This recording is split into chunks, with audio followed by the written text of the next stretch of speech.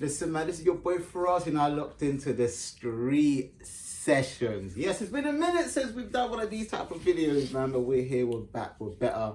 Just to let everybody know, the Street Session podcast will be back very, very, very soon as well. But today we're here to talk about South Facing Festival. If you've been locked in on the YouTube channel, you would have seen that I had been covering around about 7 festival dates for South Facing Festival. Out of it, I believe there was like 9. 9 because it was 3 weekends. Friday, Saturday, Sunday for the past 3 weeks. I believe there was 1 week, the Roots week, where they had a Thursday. So I think it's about 10 days actually, to be fair. Big shout out to South Facing Festival because they put on a very, very, very good show, I believe, for the people. But we're here to talk about the 10 reasons why you should go to a South Facing Festival. Or 10 reasons what I like about South Facing Festival, whatever you want to call it, yeah. I will give you like a little bit of like an overall review later on as well. Obviously with a laptop, just to keep some notes in because 3 weeks of information, you know, you have to there's a lot of information that I gotta give out. So yeah, man, let's get straight into it. I'm gonna start quite light. Reason 1, I'm gonna start with security.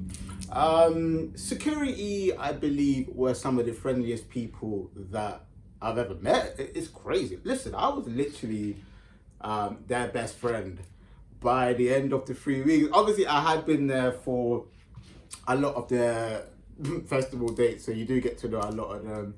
Of course, you become good friends with them.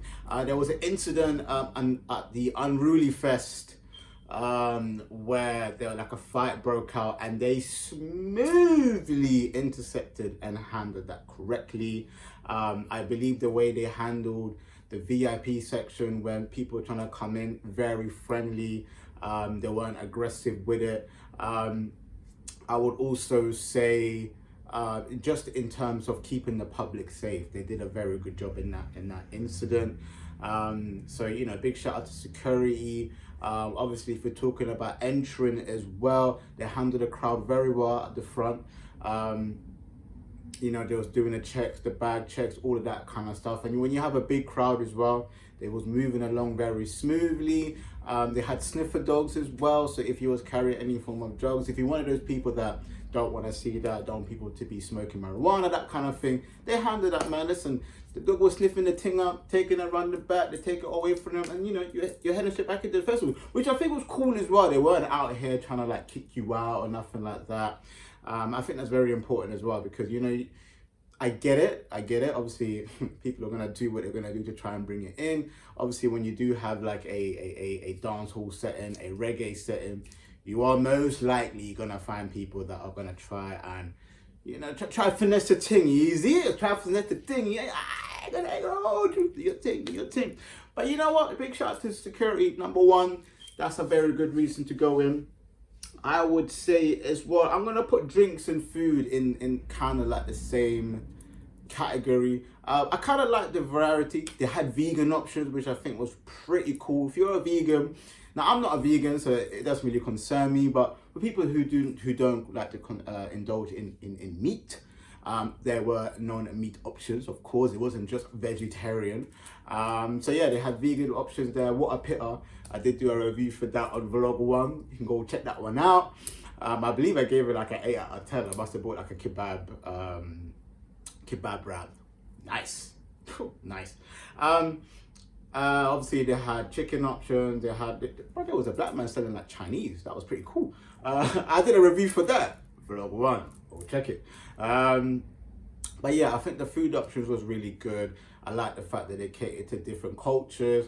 There was like Jamaican food, obviously Asian cuisines, obviously the more traditional like burgers and pizzas, which was pretty dope as well. So yeah, in terms of the food, I'll say that was cool. Drinks as well. I think what I like about the drinks options though, if you was VIP, you know, we had the Ray and Nephew Lounge, which was pretty dope.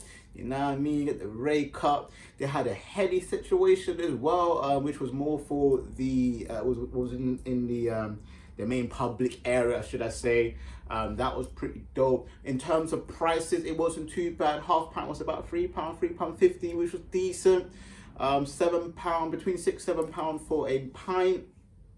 Prices wasn't too crazy. Obviously, if you're going to indulge in the more spirit, you are looking at spending about £12-13. But I feel like in the UK, that's normal. Like, we're pretty much doing that now anyway. So, like, in terms of me saying, if you're somebody who doesn't want to indulge, or sorry, can't afford to drink that much, in terms of, listen, I'm not here promoting it, but just pre-game. I ain't gonna hold you. Do a little pre-drink outside. Lots of people was doing it. You know, indulge yourself in a little bit of a drink before you go inside. And then you're just spending £3.50. Obviously, make sure you drink responsibly and over 18, of course. And make sure as well, if you're gonna come to a festival after having a bit to drink, like, don't be drunk. Like, come on now. Like, at least be able to get inside, come inside, make sure that you're able to handle yourself and get inside first and foremost. And yeah, that's my second reason, drinks and food. My third reason, actually, I would say, is the amount of dates that they put on. Now, it was 3 weeks. They had festivals pretty much every day for all different types of people. It was, bro, I can't even lie, it was cool. Obviously, we had Future Island headlining one day, Major League DJs headlining one day, The Roots headlining one day, Popcorn headlining one day, Damian Marley headlining one day, Jess Glynn headlining one day. Wow, my memory is pretty decent at this one still. But my point was, like, you know, if you was like into like the 80s hip hop, we had a day for you. Amapiano, new school, new kids, we're here for you. Dancehall, we're here for you. Reggae, we're here for you. Pop culture, we're here for you. Rock, we're here for you. So, well, not rock, but I would say more like poppy type of, like bandy, like bands, like, you know, like the bands, like kind of rock. I wouldn't call it like rock, like, you know, like heavy metal. You get what I mean? But I think what was beautiful about the amount of dates was they was catering to everyone. Southfest the festival wasn't like, you know, you go to certain festivals and it's just for a particular group. Southfacing, which I think was pretty dope, was putting on different events every weekend for all different types of crowds, which I think was dope. They was able to pretty much almost, I believe, sell out every single time as well, bar a couple. Which is understandable. I think in today's society where people just aren't partying how we used to back in the day, it makes sense. You know, people have been talking about festivals are probably going to look at becoming, there's going to be a lot that's going to shut down. A lot of them didn't even put on events this year because they couldn't sell out, which is an interesting one. But we'll see where festivals go with that. But yeah, I think with being able to put on an event like that for so many different crowds at the same venue and, you know, sell the way they sell, I think it's dope.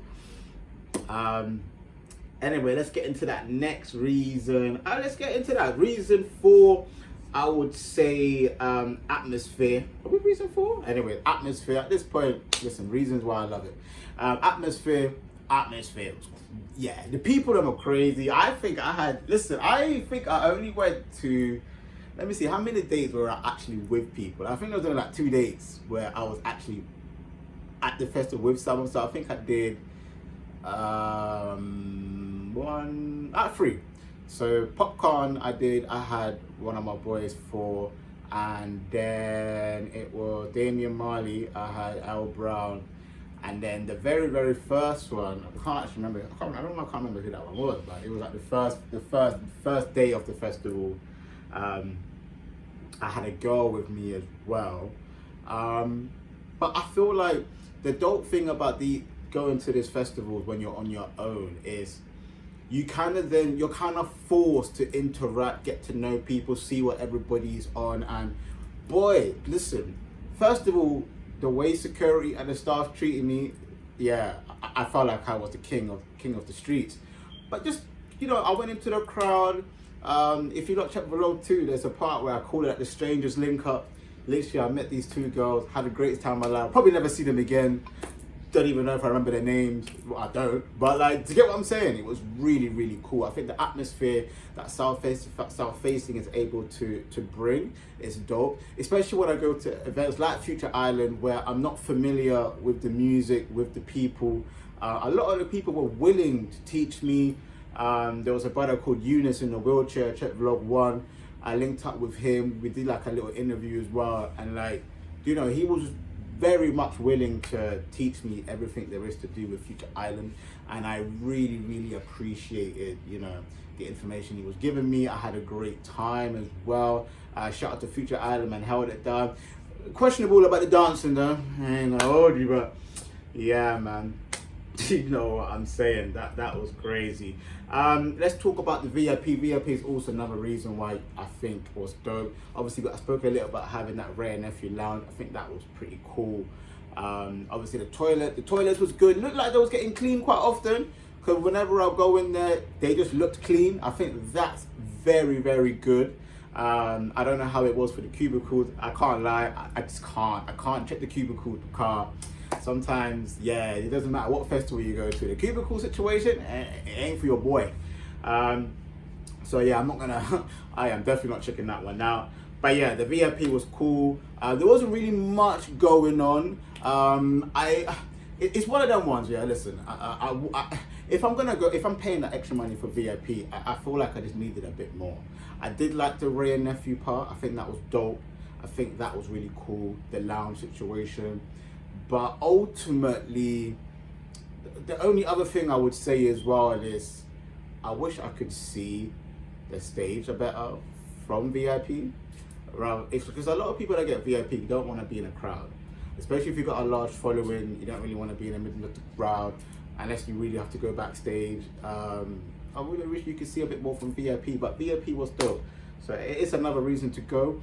But obviously I'm going to tell you little bits that could be better as well. And what else do I want to talk about? Oh, the welfare. Welfare is another reason. Now shout out to the welfare team at South Facing, because boy were they nice. Charging ports. You can't run out of battery. If you don't have a power charger, you go to welfare. If you're missing somebody, you go to welfare. You know, they was giving out water if you was really thirsty. Like, they were nice people, man. They really look after you. Information they was able to give, I think, was really good. Obviously they can only give you information that they can, but I met a couple brothers from there, friends for life as well. Listen, I think the welfare team at South Facing was really dope. We can talk about some of the other vendors there. We had a vendor that was all about like stop smoking, which was pretty dope. I think that was good. They was giving away like these things that you put up that can just, you know, supposed to help you stop smoking, you know, all that kind of stop smoking, stop vaping. That was pretty cool as well. They had merch as well. If you check vlog 1, you would have seen I did a little post on the merch. Only thing I'll say about the merch though, that merch was pretty pricey. Now there was these two girls, I think they spent like 190. There was like a jumper for like 60 quid. They bought a Jess Glynn top. It was like a yellow top with just her face on it. That was like 60, 50 quid as well. Because they got 2 hoodies and a jumper. So yeah, roughly about 150, 160, 70 is what they spent. I couldn't really believe it. I was like, rah, I'm just free garms. Yeah, that's crazy. But look, if you're gonna go to a festival, usually prices do get bumped up anyways. It's not a surprise. It was just, yeah, it was a bit crazy that that's how much they were spending on the merch. Now, what is my overall favorite day? Actually, you know, before I go into that, I do want to talk about one thing in terms of the festival and how they can improve as well. And I just want to say, when they say the doors open at 4, doors open at 2, they never opened on time. When I was there. Besides, I think Damien Marley, they said 2, but it opened at 1. But besides that, they just never opened on time. It was always a half an hour late. And I know that's not their fault. It's just people get there, people get the early tickets or whatever they get, and then it's just like, you're still waiting, even when you're supposed to be inside. That was another thing. Another thing I would say that could be improved as well is with security, in terms of keeping the same energy. Now, I say this because there was times where one person would say one thing and then another person would say another thing. So, for example, I had perfume. I was able to go in with perfume for pretty much every single date until 1. And at one time, security goes, yeah, you can't go in with it. So it was like a little small bottle. He goes, yeah, it's because it's glass. And I'm like, well, I've had it in this pouch for like the past 2 weeks. What's the issue now? You get what I'm saying? And he just goes, oh no, but you're not allowed to go over it. And I'm like, but then shouldn't they have told me that 2 weeks? Did you get what I'm saying? Like, it was kind of like that, and there was a couple of incidents where that kind of happened, and it was just a bit like, why does one person do one thing and you do another thing? Like, you're the same team, like, just do the same thing, you know? But ultimately, look, if the only improvements is open the door on time and people say the same thing, I think you're doing something good with the festival, to be honest with you. I really do.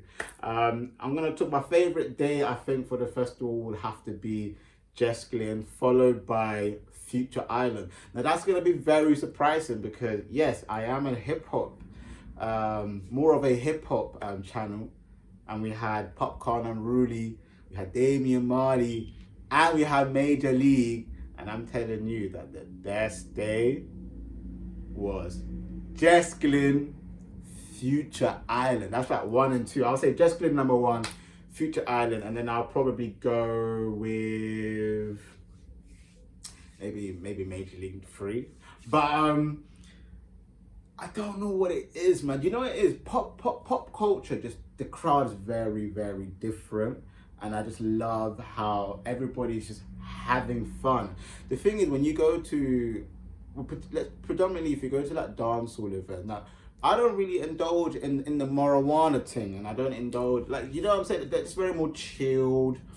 Like, you don't really, I don't want to feel like I'm stepping on toes and all of that, so you just kind of just chill. Like, more time when you're with the Mandem, yeah, Mandem will know what I'm talking about. Yeah, I'm talking Mandem from the hip hop. We you know what I'm trying to say. Like, when you're posed, like, you're just posed up with the Mandem, you get me. You might catch a quick little wine and that, but that's about it, bro. Like, we're not, like, you get what I'm saying. But when you're with, like, when you're in pop culture, yeah, like, they don't care if they look stupid, fam. Like, they just, anything goes. Put a shot in, bow. I don't know. I think that's why I really enjoyed it. And like, obviously, because I was solo as well, like, when you're at like a like more like let's just be real, I'm just talking black people. When you're around black people, yeah, and you're on your ones, sometimes they give you that, like, bro, why is he on his own though? You get what I'm saying? So it's just like, yeah, you're not really trying to, yeah, you get what I'm saying. But anyways, man, you get me? That's why those two are my favorite event. Overall, I'm giving South Facing Festival a strong 8 out of 10. I think South Facing Festival, to be able to put on that many dates, successfully put on that many dates, and your only real issue was Unruly Fest, and you was able to smoothly eliminate that situation. Like, Popcorn stopped maybe like once or twice for about 2-3 minutes, and then it was back on. Bro, I can't even complain. South Facing Festival, yeah. You're seeing me every year. You put the thing on. I think everybody should pull up the South Facing Festival. I know people like it when I talk my real talk and I come with the killer vibes. But I can't lie to you, South Facing Festival, like, I'm sorry. Go check the other reviews because there's been so many issues about this festival. The only problem is opening doors on time and staff having the same thing. Let's just say the same thing. If there's one rule, stick to that rule and keep it moving. It's a bit like football, isn't it? What's the handball rule? If that's a handball, just keep that as a handball. Just say the same thing, man. God damn. Anyways, this has been your boy Firahs. This is the street session. That was the review. It went from 10 reasons why to bubbling on about random stuff I had. That's what the review is all about. So anyway, we will catch you back here next week with more stuff. Peace.